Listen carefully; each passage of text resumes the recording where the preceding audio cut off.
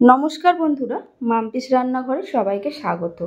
আজকে আমি হাজির হয়েছি মানকচু বাটার রেসিপি নিয়ে।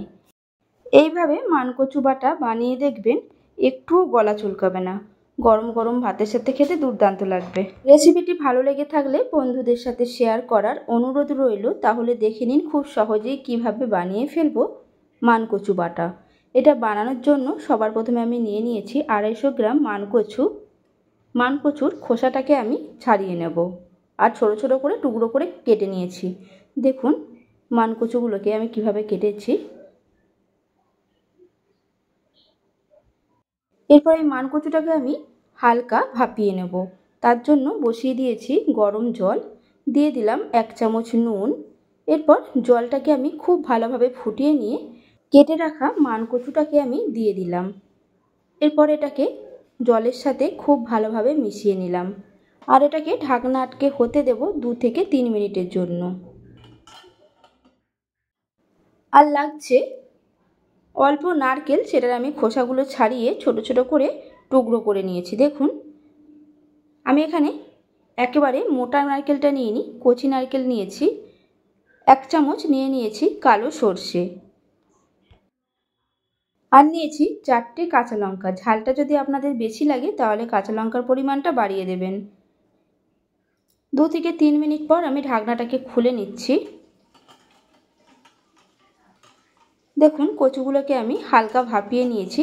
একেবারে সেদ্ধ করে ফেলবেন না, হালকা করে শুধু ভাপিয়ে নেবেন। এরপর এটার আমি জল ঝরিয়ে নেব।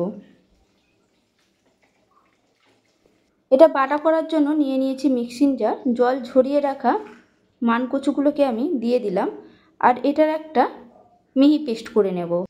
দেখুন মানকচুটা আমার পেস্ট করা হয়ে গেছে। এর মধ্যে একে একে দিয়ে দিলাম কুচানো নারকেল,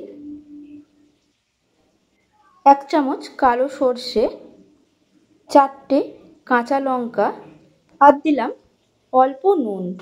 এটার আমি একটা মিহি পেস্ট বানিয়ে নেব। দেখুন পেস্ট করা হয়ে গেছে। এরপর আমি এই মানকচু বাটাটাকে একটা বাটির মধ্যে ঢেলে নিলাম। ওপর দিয়ে দিয়ে দিলাম 1 চামচ কাঁচা সর্ষের তেল।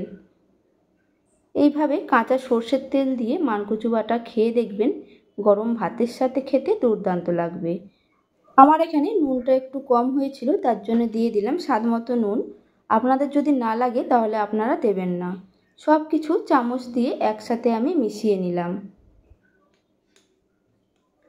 রেডি হয়ে গেল আমার আজকের রেসিপি মানকচু বাটা। রেসিপিটি আপনাদের কাছে কেমন লাগলো অবশ্যই কমেন্টে জানাবেন। যদি ভালো লেগে থাকে তাহলে একটা লাইক করে দেবেন, বন্ধুদের সাথে শেয়ার করে দেবেন।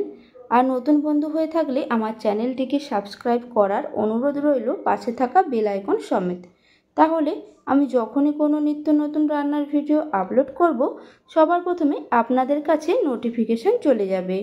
সুস্থ থাকবেন, ভালো থাকবেন, ধন্যবাদ।